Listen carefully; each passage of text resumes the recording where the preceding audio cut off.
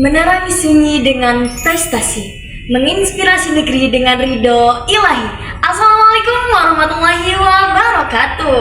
Dengan semangat medan yang membara, perkenalkan saya Nur Hamidah, siswi SMA Unggulan Citersa Foundation Deli Serdang, melangkah mantap untuk membawa perubahan di negeri Medan ini. Salam literasi.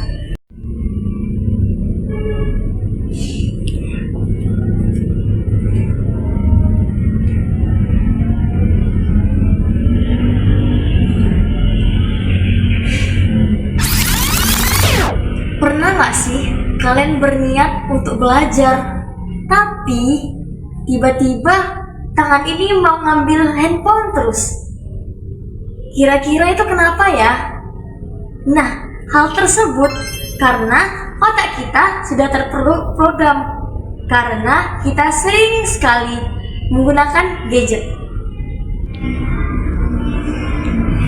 Tapi tenang, itu bukan kalian lemah iman atau kurangnya motivasi, tapi karena otak kita sudah terbiasa di program yang dikatakan dengan kebiasaan atau habit.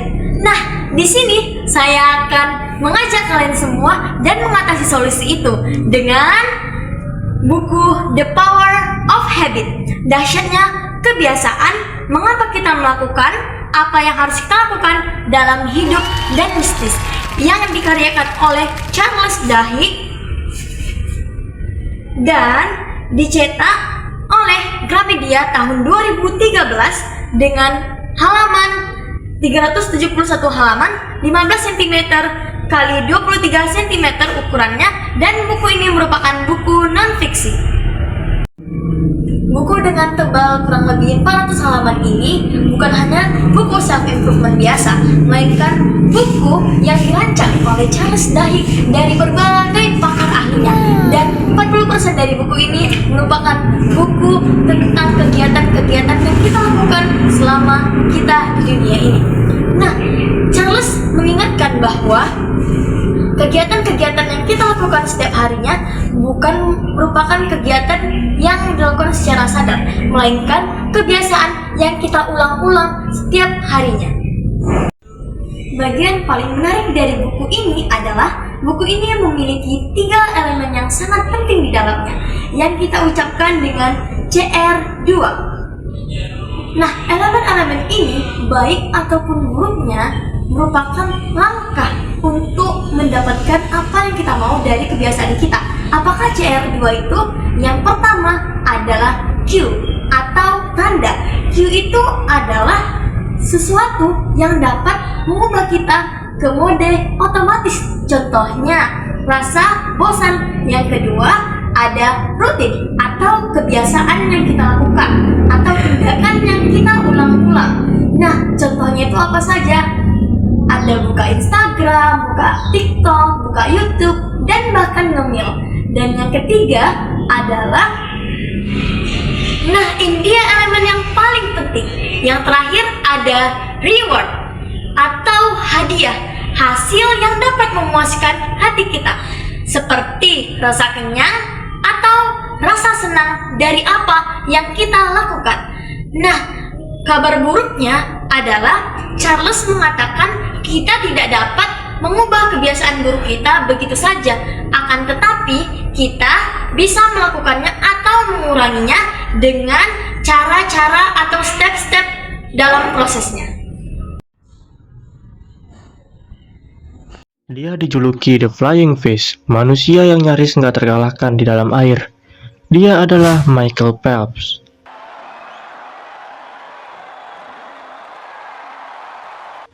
Michael Phelps lahir di Baltimore, Amerika Serikat.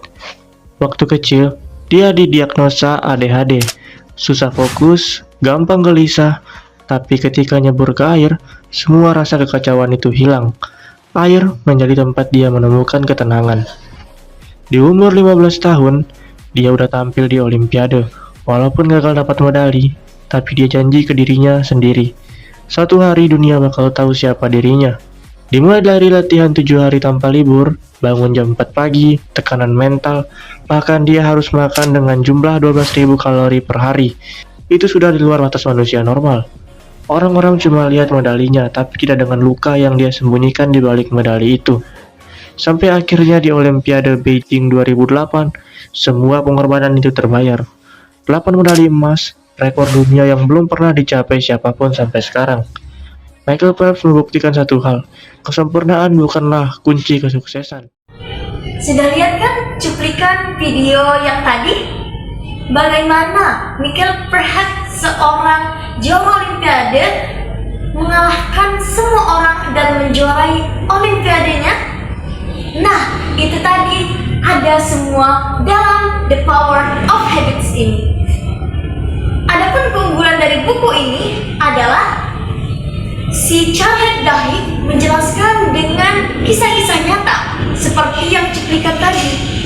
Dia melakukan segala penceritaan ini dengan cara storytelling, sehingga kita membacanya walaupun kurang lebih 400 halaman tidak bosan berjam-jam duduk dengan buku ini. Akan tetapi memang dalam bahasanya agak bertele-tele, tapi overall buku ini sangat recommended untuk kita baca. The Power of Habits. Kesimpulannya, The Power of Habit ini sangat cocok untuk kalian yang merasa stuck atau kalian yang ingin membuka lembaran-lembaran baru dalam hidup, atau ingin menghilangkan kebiasaan setan dalam hidup kalian. Kalau kalian penasaran bagaimana cara buku ini mengubah hidup kalian, kalian harus baca buku ini secara langsung. Dijamin hidup kalian bakal berubah 180% dan kalian akan memegang hidup kalian sendiri. Maka saya, Nur Hamidah, siswi SMA Bulan Cetarsa Foundation, mengucapkan, ayo kita mulai hidup kita yang baru. Kita ubah kebiasaan kita. Happy reading. Let's change our life with our habits. Salam literasi. Wassalamualaikum warahmatullahi wabarakatuh.